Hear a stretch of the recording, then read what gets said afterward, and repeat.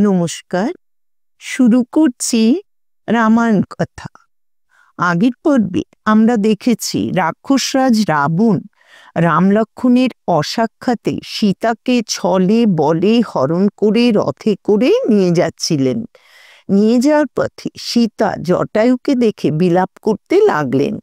জটায়ু প্রথমে রাবণকে অনেক ভালো কথায় বোঝালেন যাতে এই কাজ থেকে সে বিরত হয়, কিন্তু রাবণ সে কথা শুনলেন না। তখন জটায়ু রাবণের সঙ্গে যুদ্ধ করে সীতাকে বাঁচাতে চেষ্টা করলেন, তবুও শেষ পর্যন্ত তিনি মৃতপ্রায় হয়ে মাটিতে পড়ে গেলেন।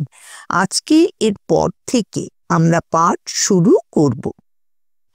রাবণের হস্তে সীতা। জটায়ুকে ভূপতিত দেখে সীতা বিলাপ করতে লাগলেন। আমার জন্য মৃগপক্ষীগণ নানা দিকে ধাবিত হয়ে অশুভ সূচনা করছে, কিন্তু রাম তা জানতে পারছেন না। যে বিহঙ্গরাজ কৃপা করে আমাকে রক্ষা করতে এসেছিলেন তিনিও ভাগ্যদোষে নিহত হলেন। হা রাম, হা লক্ষ্মণ, আমাকে ত্রাণ করো। তাকে ধরবার জন্য রাবণ আবার আসছেন দেখে সীতা একটি বৃক্ষকে লতার ন্যায় জড়িয়ে রইলেন। রাবণ সবলে তার কেশ গ্রহণ করে আকাশে উত্থিত হলেন। তখন চরাচর জগতে বিপর্যয় দেখা গেল। চতুর্দিক তমসাচ্ছন্ন, বায়ু স্তব্ধ ও সূর্য নিষ্প্রভ হল। পিতামহ ব্রহ্মা দিব্যনেত্রে সীতার নিগ্রহ দেখে বললেন, এইবার আমরা কৃতকার্য হব। দণ্ডকারণ্যবাসী মহর্ষিগণ রাবণ বধের সূচনায় তুষ্ট হলেন, আবার সীতার অবস্থা দেখে ব্যথিতও হলেন। তপ্ত কাঞ্চনবর্ণা পীত কৌশেয় বসনা সীতাকে রাবণ আকাশপথে নিয়ে যাচ্ছেন। বোধ হলো যেন অগ্নিদীপ্ত পর্বত, সন্ধ্যা রাগরঞ্জিত মেঘ, কাঞ্চন কাঞ্চিভূষিত নীল হস্তি। সীতা নিরন্তর রোদন করতে লাগলেন। তার অঙ্গ থেকে মণিময় নূপুর, রত্নহার প্রভৃতি অলঙ্কার স্খলিত হয়ে ভূপতিত হল। বৃক্ষ সকল শাখা পল্লব কম্পিত করে পক্ষীর কলরব ছলে তাকে যেন অভয় দিলে। সরোবরের পদ্ম ও মৎস্যকুল চঞ্চল হয়ে সখীতুল্য সীতার জন্য যেন শোক প্রকাশ করতে লাগল। চতুর্দিক থেকে সিংহ, ব্যাঘ্র, পক্ষী এসে সীতার ছায়ার পশ্চাতে ধাবমান হল। বনদেবতাগণ ভয়ার্ত নয়নে বারবার দেখে কাঁপতে লাগলেন। সীতা ভীত ও উদ্বিগ্ন হয়ে সরোদনে রাবণকে বললেন, তুমি নীচ প্রকৃতি, ভীরু, আমাকে একলা পেয়ে অপহরণ করে পালাচ্ছ, তাতে তোমার লজ্জা নেই? মায়ামৃগ রূপে আমার পতিকে সরিয়েছ, আমার শ্বশুরের সখা বৃদ্ধ জটায়ুকেও বধ করেছ। রাক্ষসাধম, তুমি মহাবীর, তাই আমাকে যুদ্ধে জয় না করেই হরণ করেছ। ধিক তোমার শৌর্য বীর্য, যার তুমি গৌরব করছিলে। যদি নিজের মঙ্গল চাও তো আমাকে মুক্ত করো, নয়তো রাম লক্ষ্মণ তোমাকে বধ করবেন। যিনি একাকী 14,000 রাক্ষস নিমেষের মধ্যে সংহার করেছেন, সেই সর্বাস্ত্র বিশারদ রামের তীক্ষ্ণ স্বর থেকে তোমার নিস্তার নেই। জনশূন্য অরণ্য প্রদেশের মধ্য দিয়ে যেতে যেতে সীতা একটি পর্বতশৃঙ্গে 5টি বানর দেখতে পেলেন। তারা রামকে সংবাদ দেবে এই আশায় তিনি তার কনকবর্ণ উত্তরীয় ও আভরণ সকল ফেলে দিলেন। রাবণ তা জানতে পারলেন না। পিঙ্গল নয়ন বানরগণ রুরুদ্যমানা সীতাকে অনিমেষ নয়নে দেখতে লাগল। আকাশপথে মহাবেগে অনেক বন, পর্বত, নদী, সরোবর অতিক্রম করে রাবণ সমুদ্র তীরে এলেন এবং পার হয়ে লঙ্কাপুরীতে প্রবেশ করলেন। তিনি সীতাকে অন্তঃপুরে রেখে ঘোর দর্শনা রাক্ষসীদের আজ্ঞা দিলেন, আমার আদেশ বিনা কোনো স্ত্রী পুরুষ সীতাকে যেন না দেখে। ইনি মণি মুক্তা বসনভূষণ যা চাইবেন দেবে। অজ্ঞাতসারে বা জ্ঞাতসারে যে একে অপ্রিয় বাক্য বলবে তাকে আমি বধ করব। তারপর রাবণ ৮জন মহাবল রাক্ষসকে বললেন, তোমরা সশস্ত্র হয়ে জনস্থানে গিয়ে বাস করবে এবং রাম কি করছে সেই সংবাদ আমাকে জানাবে। রাবণের আজ্ঞা পেয়ে রাক্ষসরা গোপনে জনস্থানে চলে গেল। তারপর রাবণ অন্তঃপুরে গিয়ে দেখলেন কুক্কুরি বেষ্টিতা যূথভ্রষ্টা হরিণীর ন্যায় সীতা রাক্ষসীদের মধ্যে রয়েছেন। রাবণ তাকে নিজের ঐশ্বর্য দেখাতে লাগলেন। তাঁর প্রাসাদে সহস্র স্ত্রী এবং নানা মৃগপক্ষী বাস করে।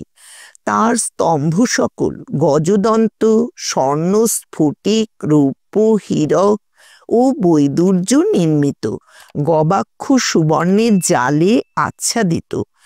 দুন্দুভি নাদিত স্বর্ণময় সোপান দিয়ে রাবণ সীতাকে প্রাসাদে নিয়ে এলেন এবং প্রলোভনের জন্য বললেন, সীতা, আমি বালক বৃদ্ধ ব্যতীত ৩২ কোটি রাক্ষসের প্রভু। তুমি আমার প্রাণাপেক্ষা প্রিয়। আমার রাজ্য ও জীবন তোমারই। এই ১০০ যোজন পরিমিত লঙ্কা সমুদ্রে বেষ্টিত। সুর বা অসুর কেউ একে জয় করতে পারে না। রাজ্যভ্রষ্ট দিন পাদচারী অল্পায়ু রামকে নিয়ে তুমি কি করবে? আমি তোমার যোগ্য ভর্তা।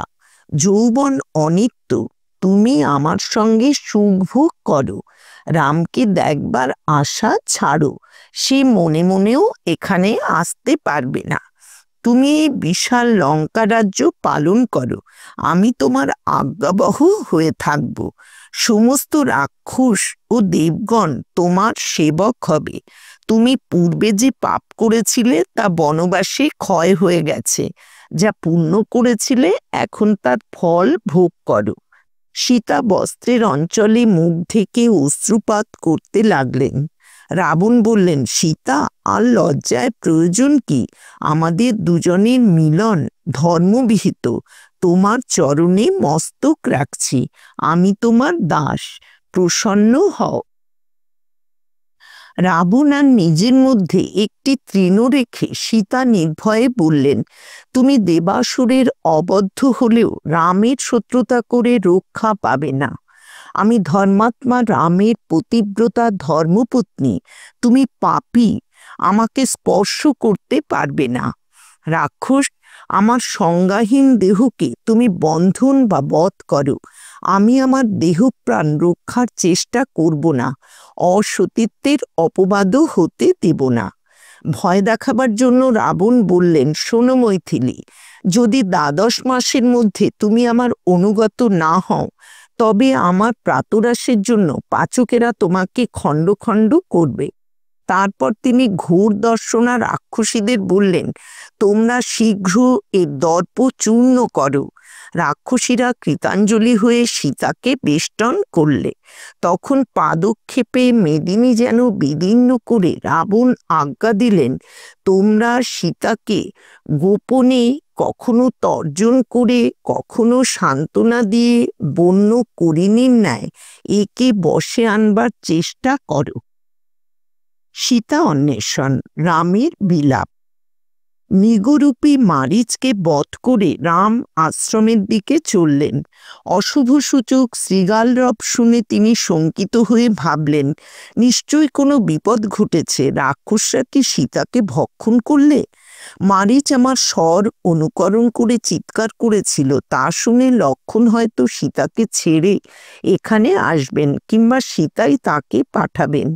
জনস্থানের যুদ্ধের পর থেকে রাক্ষসদের সঙ্গে আমার শত্রুতা হয়েছে। জানি না সীতা নিরাপদে আছেন কিনা। মৃগপক্ষীগণ রামের বাম দিকে ঘোর রবে ডাকতে লাগলো। রাম দেখলেন বিষণ্ণ হয়ে লক্ষণ আসছেন। রাম তার বাহাত ধরে মিষ্ট ভৎসনা করে বললেন, লক্ষণ, রাক্ষস সমাকুল বিজনবনে সীতাকে একলা রেখে তোমার চলে আসা গর্হিত হয়েছে। আমি চারিদিকে দুর্লক্ষণ দেখছি। আমার বাম চক্ষু স্পন্দিত হচ্ছে। নিশ্চয়ই সীতা নেই। তিনি অপহৃতা হয়েছেন বা মরেছেন বা পথে পথে ভ্রমণ করছেন। আমার প্রাণাপেক্ষা প্রিয়তরা বৈদেহীকে জীবিত আছেন? আমার বনবাস কি মিথ্যা হবে?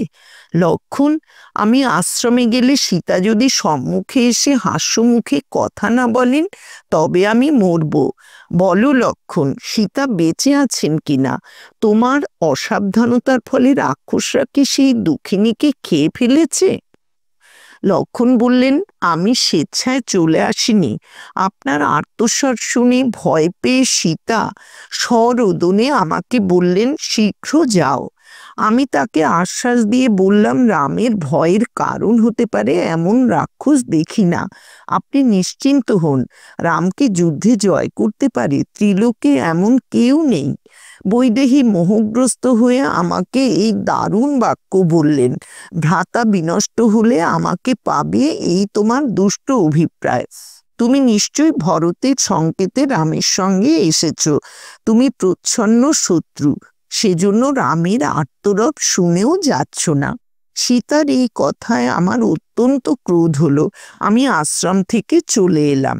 রাম দুঃখিত হয়ে বললেন, সৌম্য, যখন তুমি জানো যে আমি রাক্ষসদের পরাভূত করতে পারি, তখন সীতার ক্রোধবাক্য শুনেও তোমার চলে আসা উচিত হয়নি। ক্রুদ্ধা নারীর পরুষ বাক্য শুনে তুমি আমার আদেশ লঙ্ঘন করেছ, এজন্য আমি অসন্তুষ্ট হয়েছি। আজকের মতো রামায়ণ কথা এখানেই শেষ করছি।